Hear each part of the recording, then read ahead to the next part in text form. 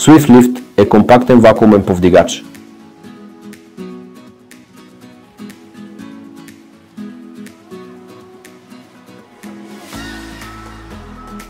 Специално проектиран за разтоварване е на нарязани работни парчета от масите на мостови циркуляри.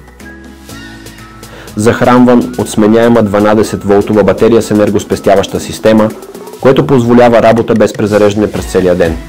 Сменяемата батерия може да бъде заменена за секунди. Операторът може да вдигне работни парчета от хоризонтално положение и лесно да промени натоварването на вертикално положение и да постави работното парче на транспортна рамка.